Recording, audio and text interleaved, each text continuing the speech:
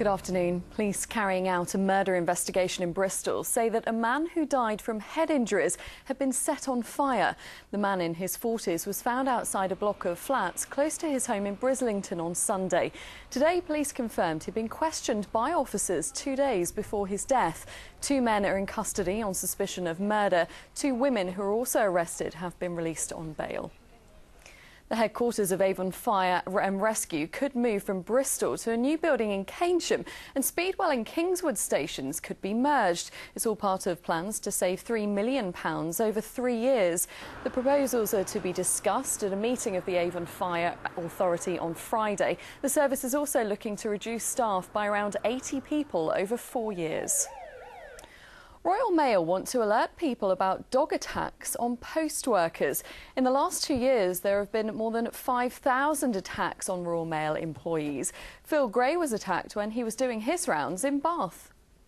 Well, I was out delivering my mail as normal. I got to a property where I knew there was a dog, but I'd done all the right things. I shut the gate, I stopped, I made noises, but there was no sign of the dog, so I thought it was safe to go in. I opened this gate. Took like 2 or 3 steps, and within that, the dog came shooting from around the side of the house, and he lunged straight at me, and he caught me. Well, he bit me where men didn't like to be bit. And you can see more on that story on the programme tonight at 6 o'clock. The Chief Constable of Avon and Somerset Police stopped a motorist for jumping a red light. Nick Gargan was driving through Easton in Bristol last night when he sprang into action. He told his followers on Twitter.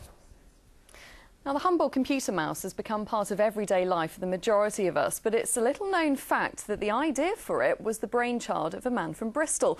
Richard Payne has been hearing about Professor Ralph Benjamin's remarkable story. Behind his desk on the outskirts of Bristol, Ralph Benjamin works on his latest project, how to improve the detection of small boats and rocks in rough seas. It illustrates an unending determination and inquiring mind which has placed him ahead of his time. It was the same in 1947, when the idea of the computer mouse was born. Not that the man himself realised the significance at the time. I'm certainly pleased that it's become so useful. The professor was working for the Royal Navy, plotting radars on a screen when he made the discovery.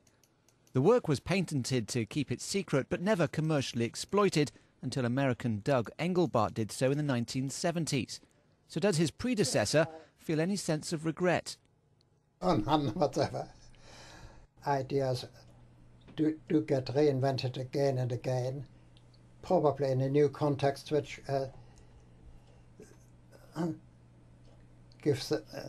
makes them relevant where they might not otherwise have been. The 91-year-old has learnt not to bear a grudge.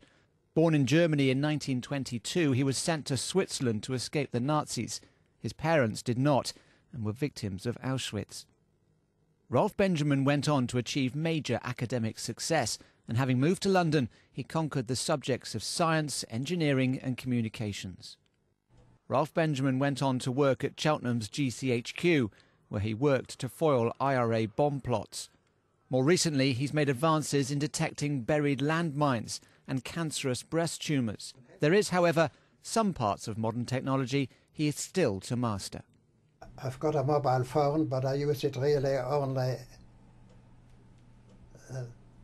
as a reserve. So the man who gave us the mouse may be leaving new technology alone, at least for a while. Richard Payne, ITV News, Bristol.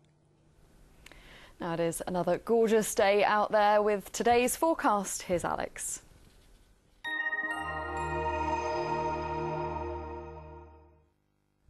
Hello, there is plenty more sunshine on the cards over the next few days, staying pretty hot as well, temperatures close to 30, particularly tomorrow afternoon, and always high levels of UV, so make sure you do protect yourself and also keep yourself cool if you're going to be out and about for long periods of time.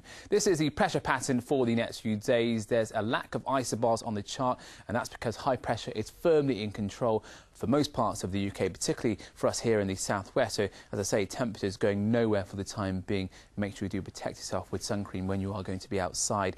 This afternoon, it's wall-to-wall sunshine and temperatures reaching 27, maybe 29 degrees Celsius for some local spots, and only a light breeze to speak of, and that does mean it'll be feeling very warm, particularly away from the Bristol Channel. This evening, it stays very fine, and the temperatures only falling away very slowly, so it's going to be pretty uncomfortable for sleeping yet again. Lows of 14 or 15 degrees Celsius. Largely on the clear side, but there may be some mist patches just forming, but that will burn off very quickly once the sun gets to work tomorrow morning. And again, it's going to be blue skies, wall-to-wall sunshine really from the off. Temperatures 21 or 22 through the morning time.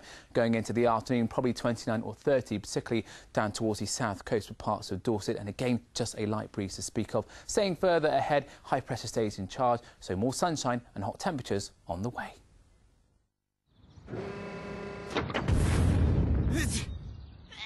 Suffering from hay fever?